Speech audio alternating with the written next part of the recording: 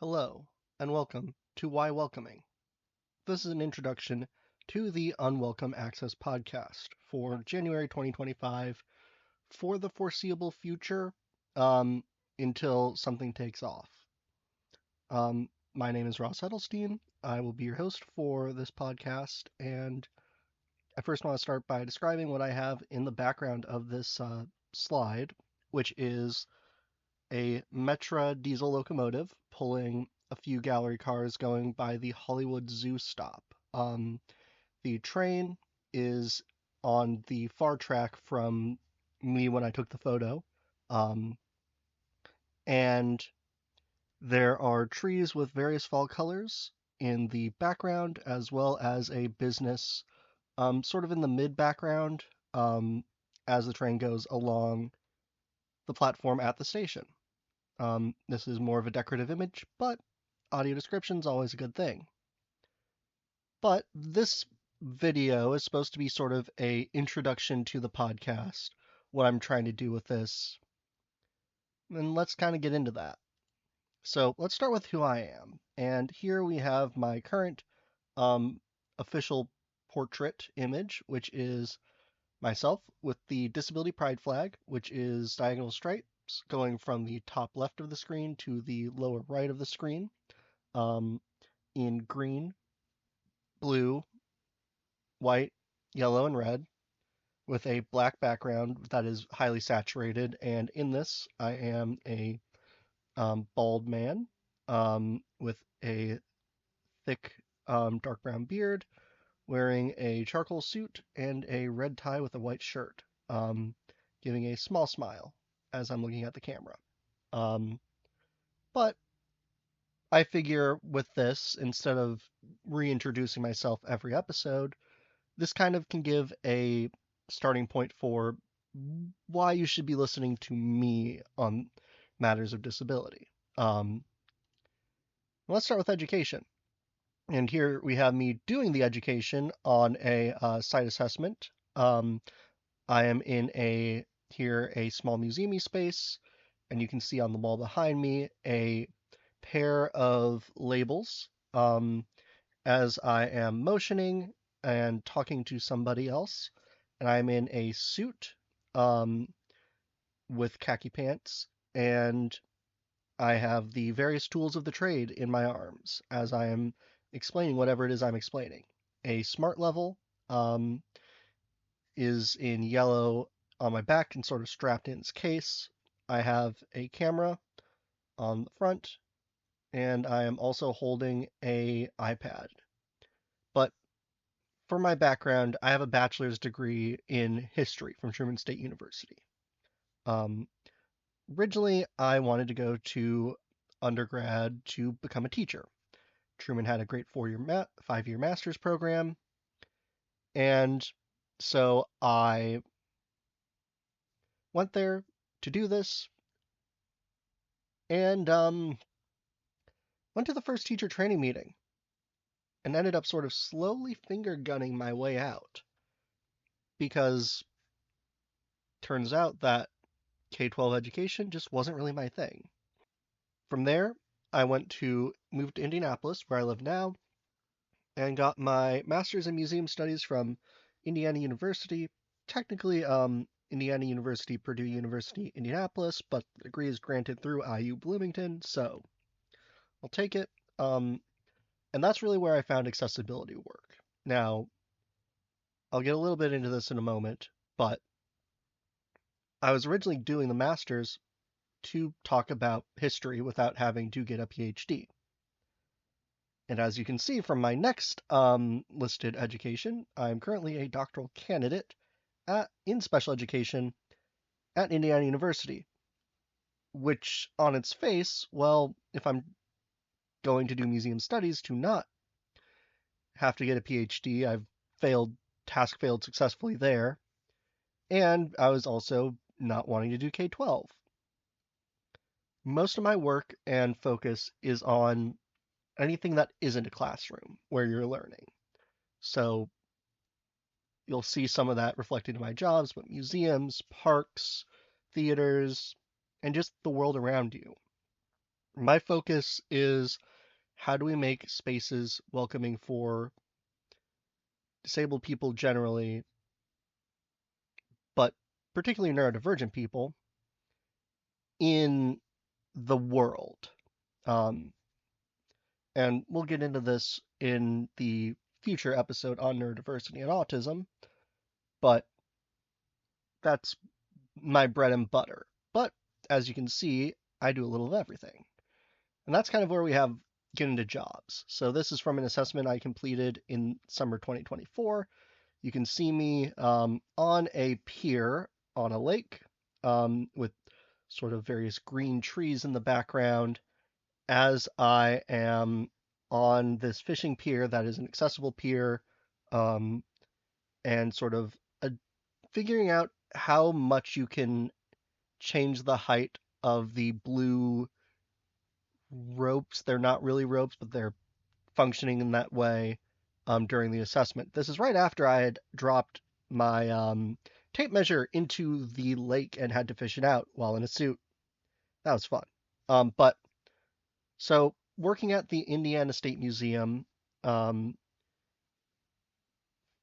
was my first sort of adult job. We'll hear about it plenty of times with story time, but I had previously worked fast food, and in between undergrad and my master's, I needed a job. So I applied for an interpretive position at the Indiana State Museum. Now, on my first day, I was there with my boss and boss's boss in a suit, moving a giant cardboard mastodon. For those who don't know, it is very similar to a mammoth, large, woolly, elephant-like creature, but this is made of cardboard. And because I'm the short one, I'm down in the sort of rib cage of this giant life-size cardboard creation. And my boss's boss says to me, wouldn't this make a great autism quiet space? Now, I'm autistic. That is a huge part of where my positionality and philosophy around accessibility comes from, is living it. And that will come out plenty throughout this podcast. But while I was at the State Museum, I wasn't very open about it. It was sort of not early on, but relatively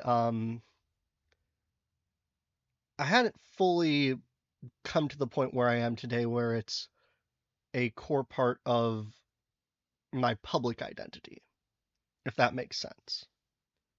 That being said, I was diagnosed at the age of 5. I'd known since at least high school.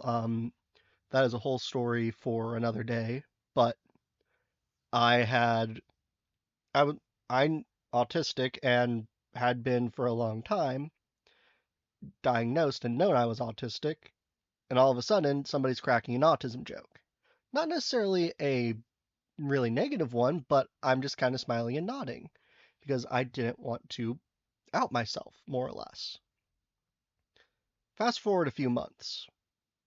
I'm in the galleries doing my thing, waiting for guests. It's a relatively not busy time, but it's off, and I can't really put my finger on it. And that's when one of the visitors comes in and asks about the quiet day that was going on. My response, there's a quiet day going on? But that's really where I started to really focus on this and see it as a potential career. Because immediately with my master's, I was given research something in museums, which leads me to the Idle Museum, which is the second point on this list. While I was there, I'd already sort of fallen into this within a relatively short time, this becoming one of the leading experts and sort of climbing up to that point. And at the Idle Museum, I was basically given as my internship during the master's, which is a paid affair. So really gave me a chance to get a lot of hands-on experience in that position, but I was sort of tasked with updating all of their various neurodiversity related programs in the public programs department, that is. Now, I've also worked at the Great American Songbook Foundation on more of the back end with archival work, which actually was before the Idle Jorg, but I've sort of seen all sides of it.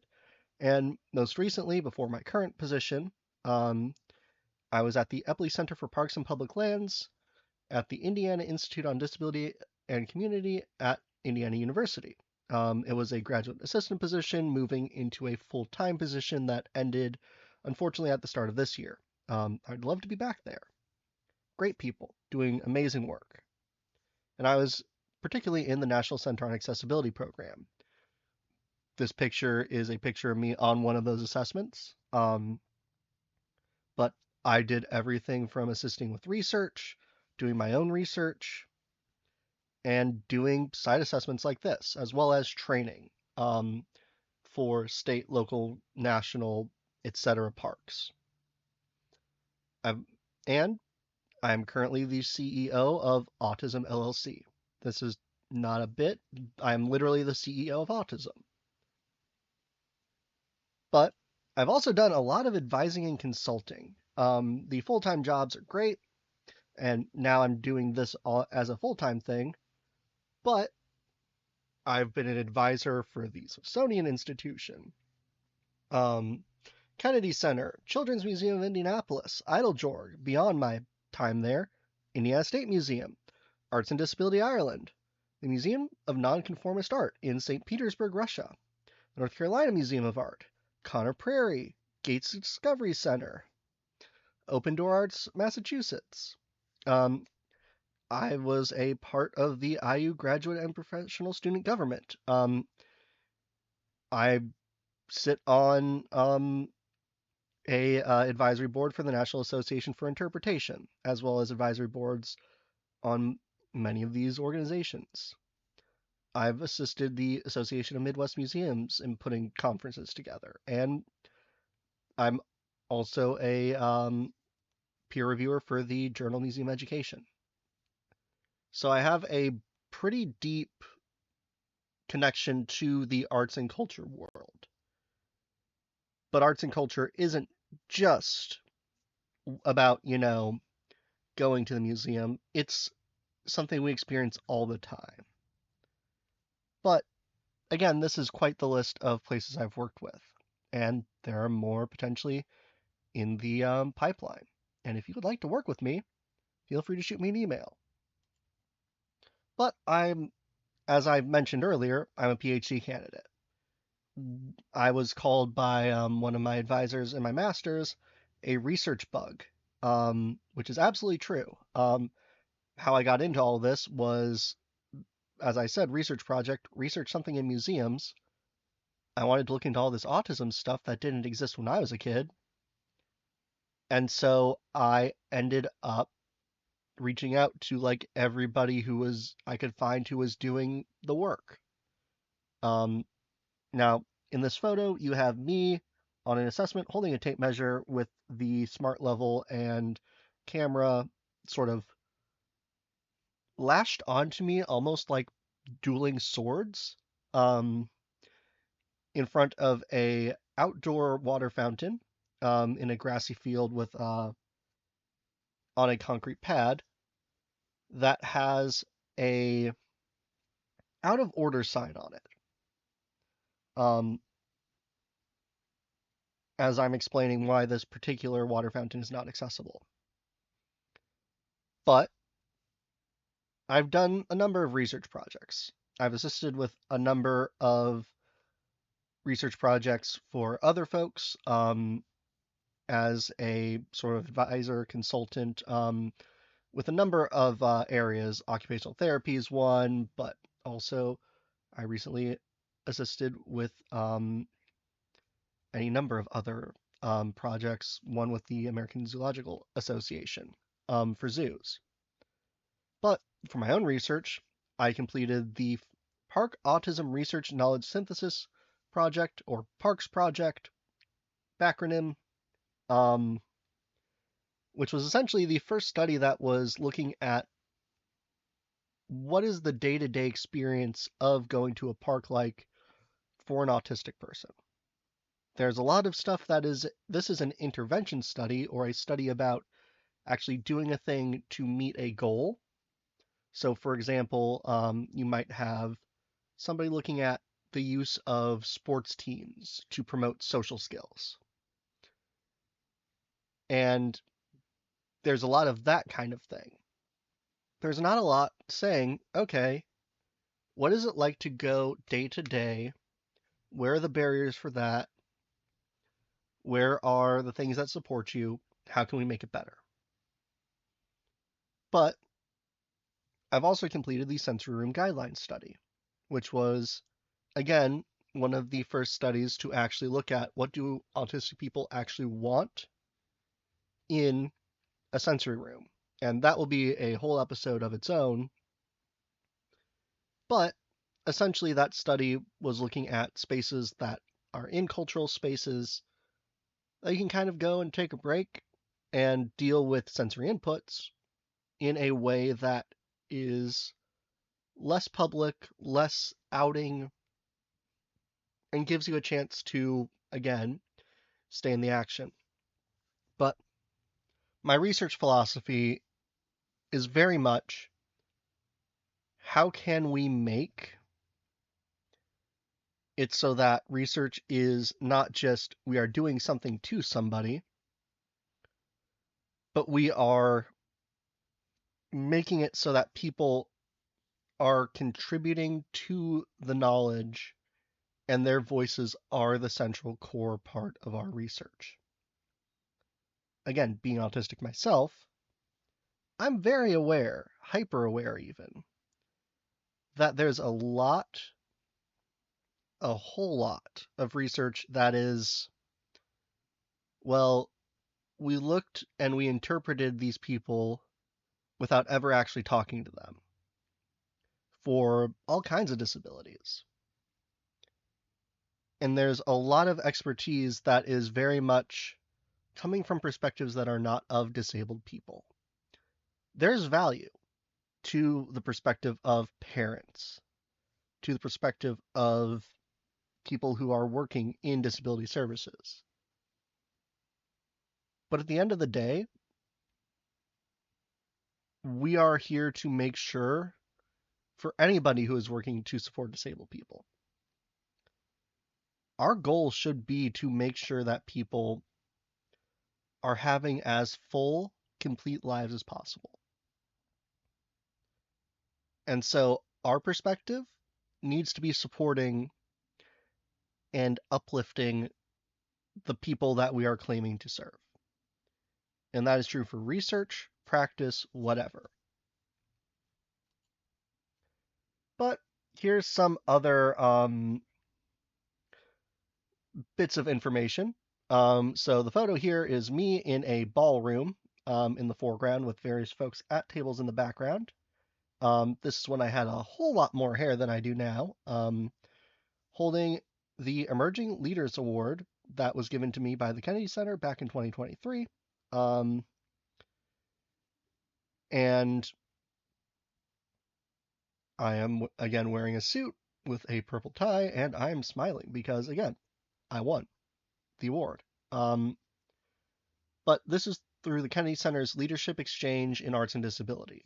I've been invited to speak at that conference since 2020. 2020 happened and kind of put the kibosh on that year, but I've presented since then.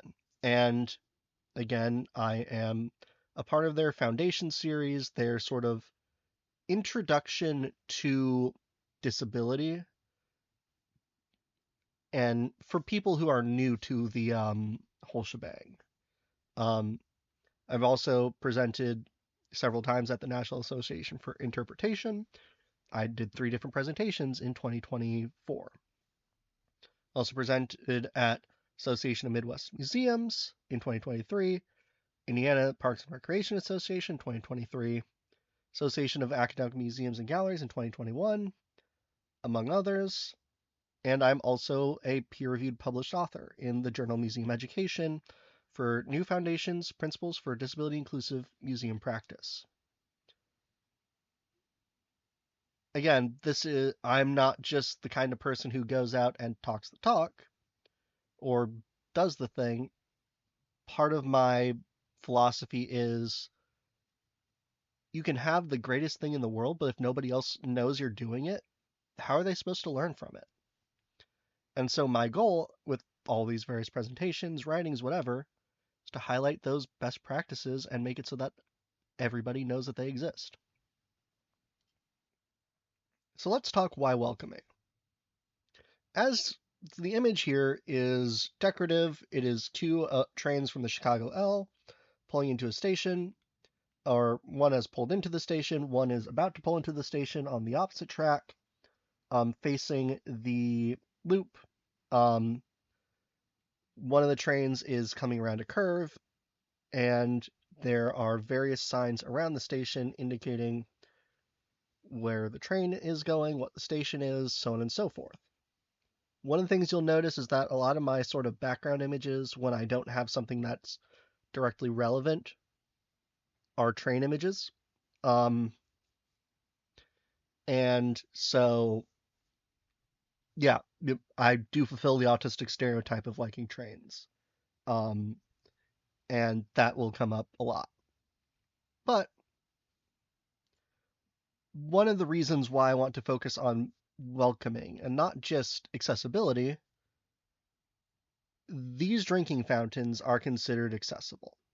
I'm not going to name and shame who these people are, but they installed accessible drinking fountains in a way that made it so that they are actually inaccessible. The fountain in the leftmost image and the center image are the same fountain, which is a black drinking fountain on a sort of circular pillar on a concrete path, with a sort of dirt path behind it. And on the far left, there is concrete that is significantly lifted and cracked to the point where it can create a tripping hazard or somebody can't get up over it. Under the ADA standards, and that is going to be next up, the first episode of this podcast. This is supporting, and one of the reasons why these are considered accessible. The ADA standards say that you can't have that much of a lift, but that's not really the big reason why. This is not accessible in reality and really not welcoming. And on the rightmost image, we have a drinking fountain.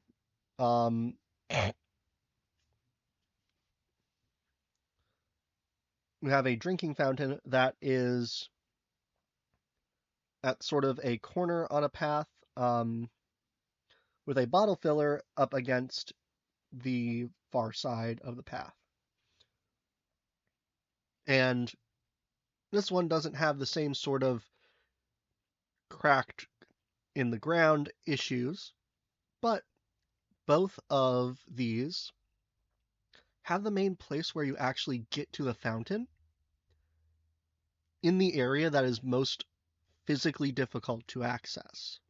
In the case of the left and middle photo drinking fountain, it's on the side with that giant crack, but also with a very narrow space between the fountain and the dirt, which means that if you're trying to get to it, you have to essentially squeeze yourself in and not have enough clear space to turn around. On the right one, which is a blue fountain, and as I mentioned, it has a bottle filler as well.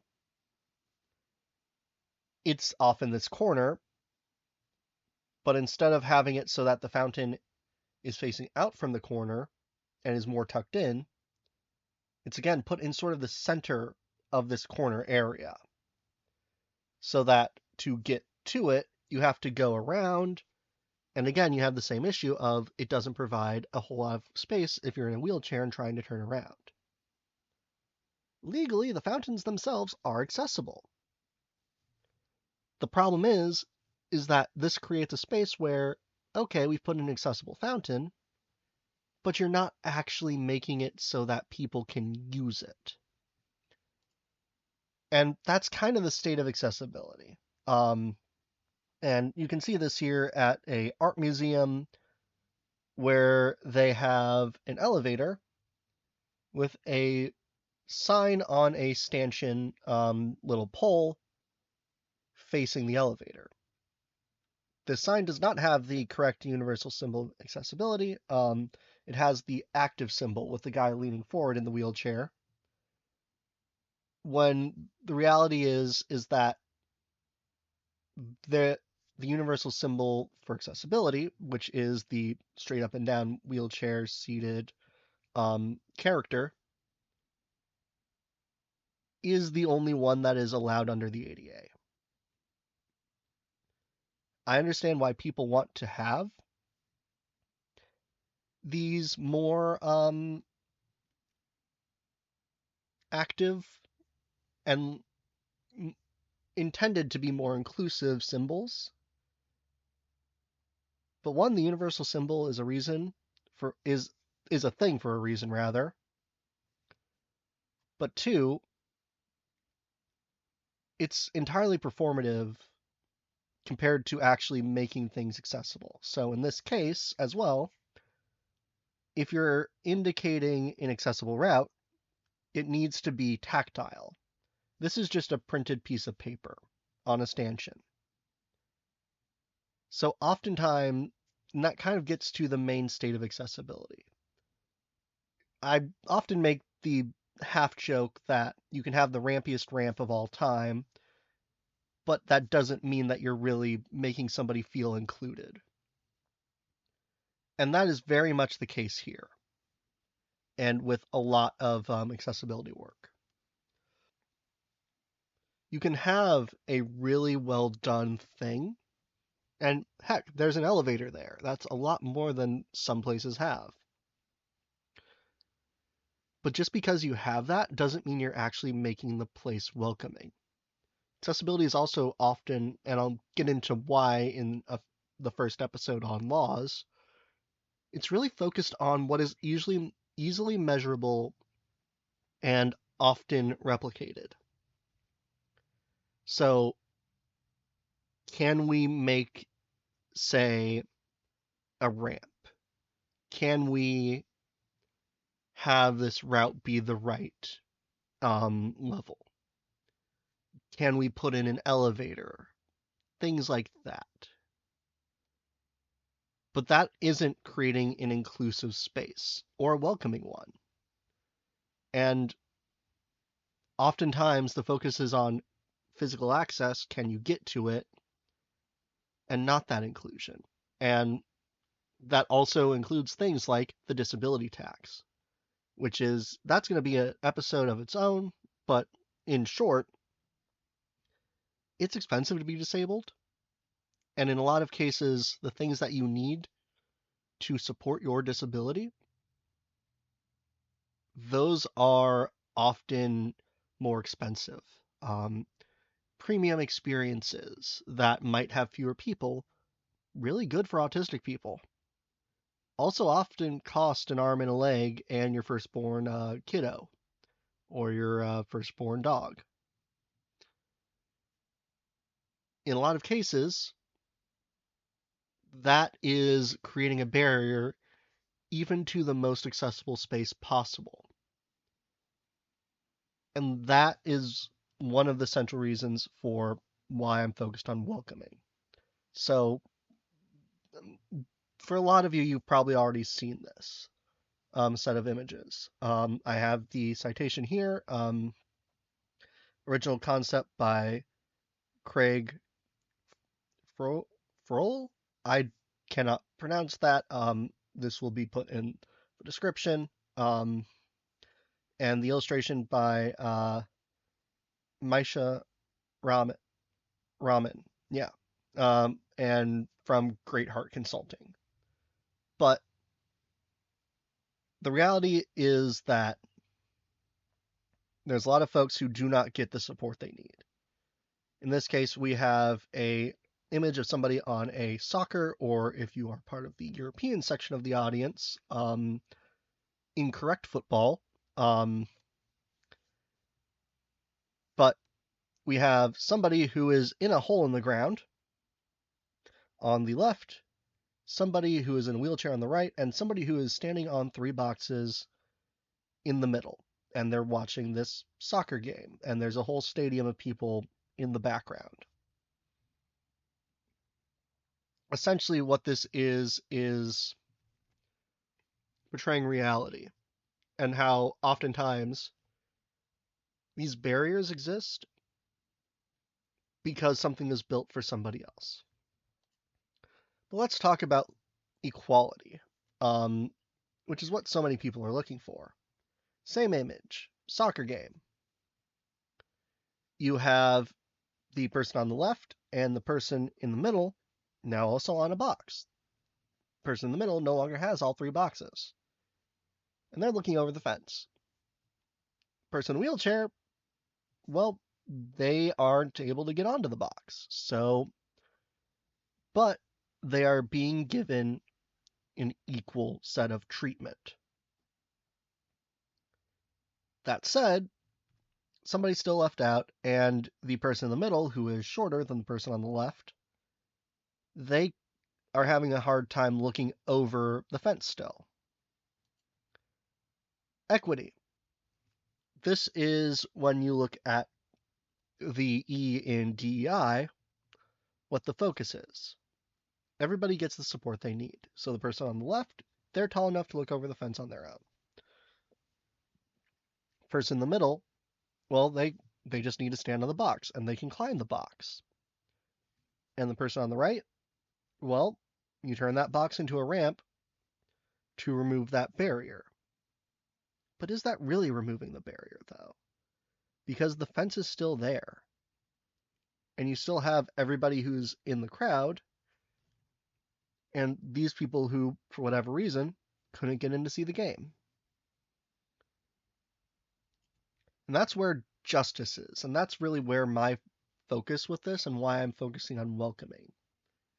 Again, your wooden slab-sided fence is keeping people from looking and participating. So really they can't fully enjoy it because they know that they have to work around that. But if you come at things from a justice focus, in this case, instead of having the fence there being that slab-sided fence, now you have a low chain link fence that everybody can look over. What you have done is say, hold on a moment. What is the purpose of the fence in the first place? Let's go and address why that's there and see what we can do to completely remove those barriers. And in this case, it's taking away the fence in the first place. And at the core, this is a part of why we're looking at welcoming versus just inclusion, versus just equality, versus just equity. And I want to address accessibility as a part of DEI very quickly. Again, going with my Ross likes trains and is not beating the allegations theme. We have a picture of a Amtrak train in a station in Chicago, I believe. I'm not. Yeah, that is Chicago. Why was that there? Sorry. I got distracted by my own photo. No, that's DC. Anyway, my own distractions aside, I also have ADHD. Can you tell? But this train has red lights that are doing a lens flare, and is sort of sitting on a station track idle as it is waiting for people to board. But DEI work gets all these acronyms: DEI, DEIJ, DEAI, DEIA, JEDAI, etc. Accessibility and disability is often an afterthought. It's very much a core part of what these things are, and any halfway decent person who is doing this work and not trying to scam you out of a bunch of money should be talking about it. But the problem is that with intersectionality, disability is often not considered a part of it. You also have a lot of systemic ableism where, for example, we can't seem to just quite get rid of the R word, especially when certain people who have high positions of power keep using it. And so oftentimes, people are not as willing to address disability as a part of this intersectionality, despite the fact that it's 25% of the population. And so often you'll see all these DEI measures that are being done. And then somebody is still being denied, for example, in your company, basic accommodations like working from home or having a computer with a big enough screen or being able to not have to, stand for hours and hours and hours. A lot of the time that disabilities are talked about in these areas, it's performative. And people can tell. And it's a big part of why people don't feel welcome. And when we're talking about justice and specifically addressing things from this lens and creating a welcoming environment, really at the core, making it so that we're looking at disability as a part of diversity and the diversity of all people. That is really where we can work to make things welcoming. Not just having, oh, we have a quote unquote disabled model, which is a guy in a wheelchair for our clothing, but really making it so that, say, that clothing has easy to operate parts that do not require super fine motor skills and providing accessible options. Actually making it so that it's not just we want to look like we're doing the thing, but actually doing the thing. This is a random statue of a Greek or Roman dude that I took a picture of because I thought it was a good statue. And since we're defining theoretical background for welcoming, figured it was a good fit as much as anything. Now, I have a few articles that I will put in I'll put their citations in the description here, whether it's right when this video launches or later. But the first is that when we're talking about welcoming, we really need to look at participatory research in terms of theory. And the idea is that participatory research is, as I mentioned, not just about, how do I put this? It's not just about doing a thing to a person and then leaving and not coming back. It's about making that person a part of the research team. So, for example, having autistic people on your research team when you're doing autism research. But I also want to hit on a few specific articles and areas as well. The next two are sort of the big articles. The first is The Cloak of Incompetence. This article is a film review of several films that have folks with intellectual and developmental disabilities. And one of the big things with this is that as we, in media, things are very visual, right? That's part of why this podcast has this visual component. But because we are a very visually oriented sort of society, when you're talking about disability, there has to be a thing there to see. So when I, mention having your clothing ad have a guy in a wheelchair, that's how you say we are including disabled people. The Cloak of Incompetence points out that in a lot of movies, the same thing is true. There is a physical, almost cloak to show that somebody has a disability, in particular an intellectual disability, because you don't want to just say it.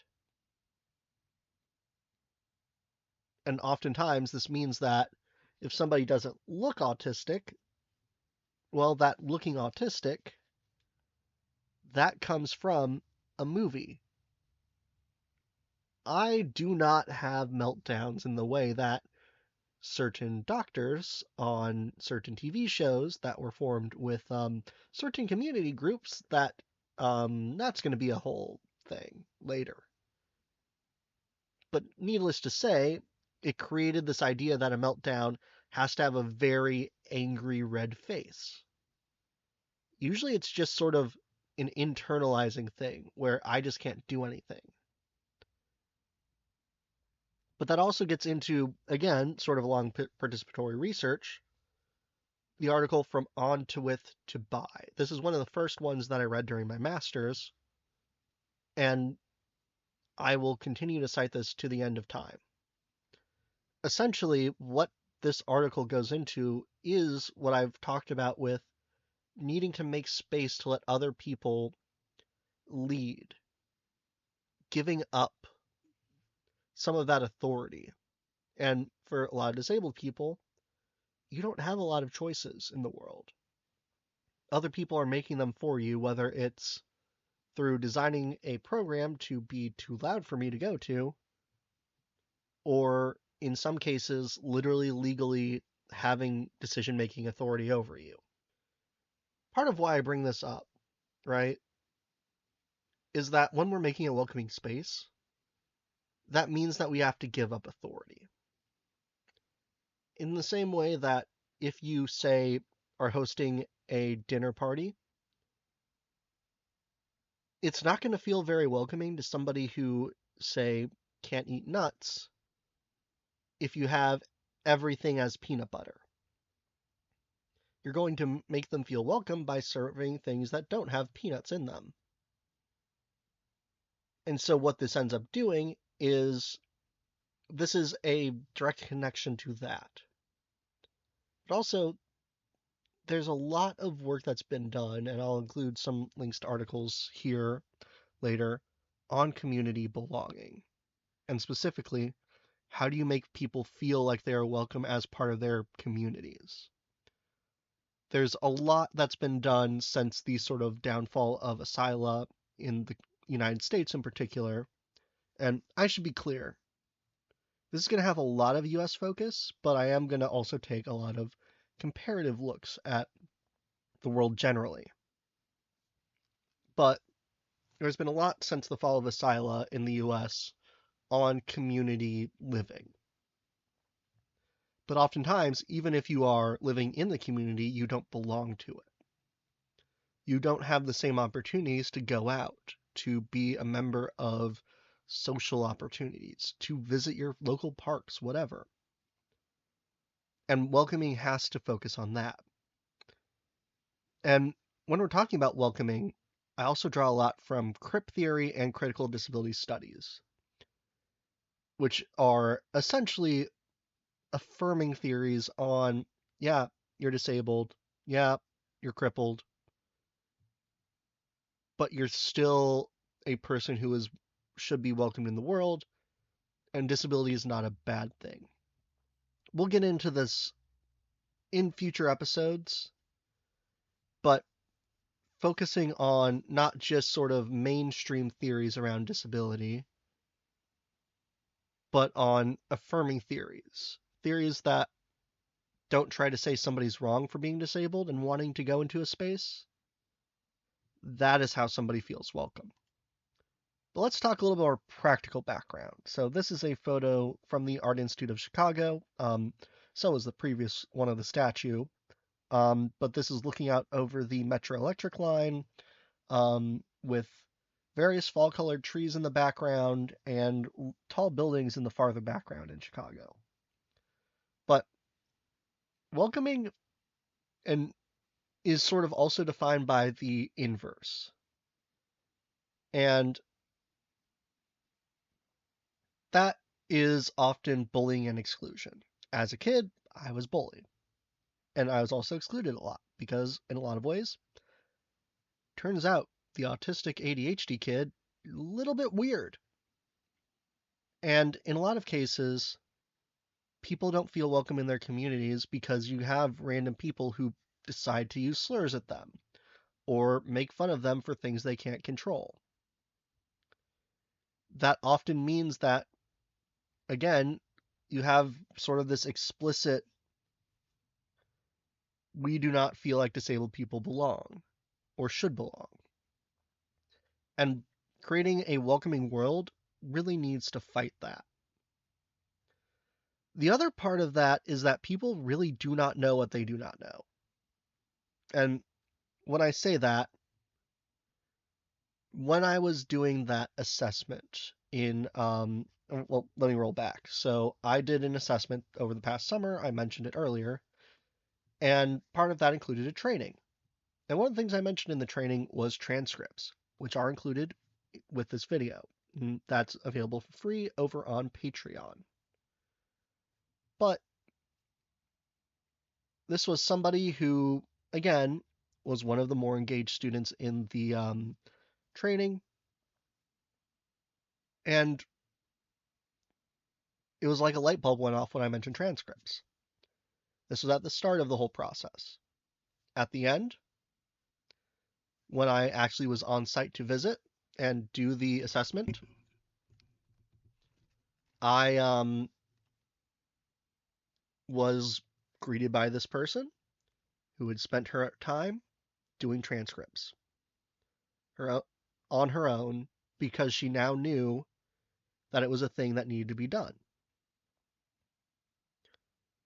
A lot of people do not understand the disabled experience, not because they are actively being ableist, but because they aren't disabled themselves. Because they don't have that context.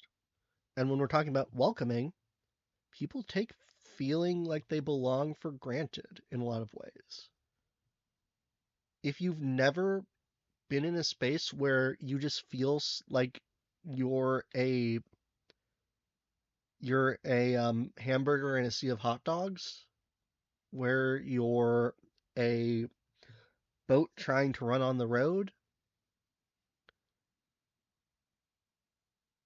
that is fundamentally what a lot of these spaces, especially when you have, say, somebody who, say, and I've been reading a lot of Reddit stories, and this is a common one, chooses to have an inaccessible wedding venue when they know somebody can't do that inaccessible wedding venue who's close to them.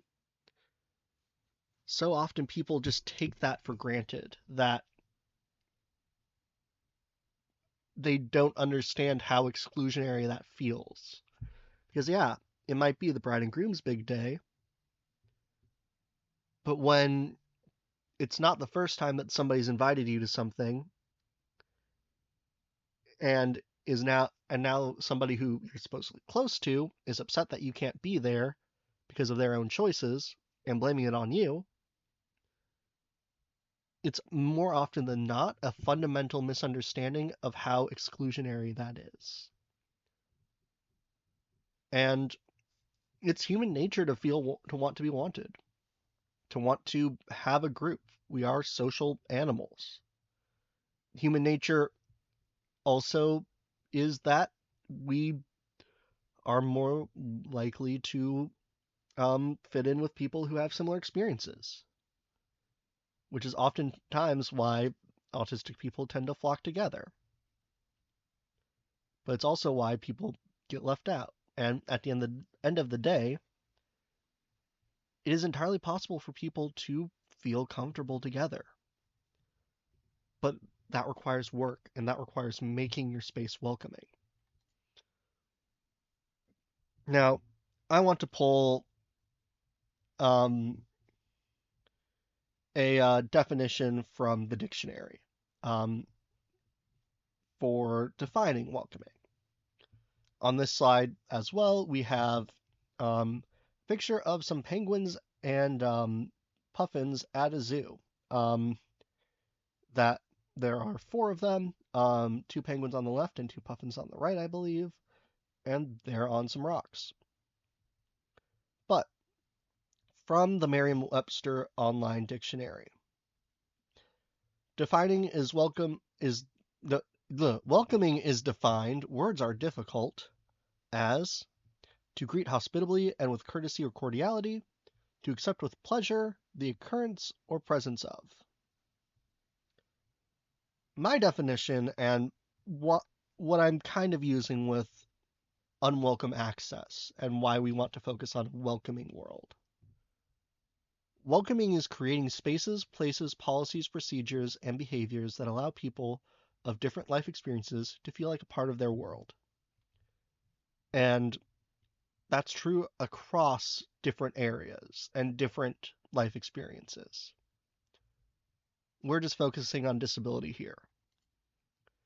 Now, for podcast goals. This is a photo I took from a bus in Chicago, showing some older apartment buildings down a street with a sort of tree tunnel of fall leaves along the sides. But our goals. Discussing specific topics in accessibility and disability that contribute to a welcoming world. Inform and educate on these topics, and give viewers the ability to address these topics in their lives, with friends, family, etc., and help make the world a more welcoming place. At the end of the day, I hope this is entertaining. I hope you're learning something. But I mostly hope that you can take this and apply what you're learning to your lives. I want this to be a podcast that does something, that teaches, that isn't just, pure entertainment. But for the last sort of bit, I want to talk about why to listen to this. First and foremost, nothing about us without us. There's a lot of disability-related stuff out there that is not done by disabled people. This podcast, at its core, is, because I'm disabled. But I also have a pretty significant amount of experience doing the work and continue to do the work. I'm not just, going and podcasting full time. I'm also taking a people-centered approach. How do we make things, experiences, accessible for people, not just to meet the requirement? And where at all humanly possible, I want disabled voices to be the lead in this podcast. Now, I'm more than willing to bring in folks who are not disabled but are experts in certain topics, so on and so forth, especially if there's an episode that requires that expertise that I don't have. But at the end of the day, this needs to be a disability-centric podcast. Because at the end of the day, we are the folks who know best about our own experiences. I'm looking forward to seeing where this podcast goes, and I hope you all have a great day.